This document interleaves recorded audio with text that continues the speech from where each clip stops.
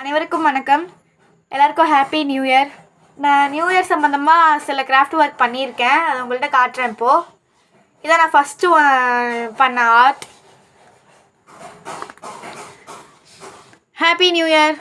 பாய் 2025. Welcome 2026. இது நான் ரெண்டாவதாக பண்ணது. Happy new year. இது மூணாவதாக நான் பண்ணியிருக்கேன். இந்த இயர் 2025 இருக்கா, இன்றைக்கி 12 மணிலேருந்து 5 பலூன் தூக்கிட்டு போயிடுச்சு. அதனால் 2026 வந்துடுச்சு. Happy new year every one. இது நான் 4th ஒன்னாக பண்ண ஆர்ட்.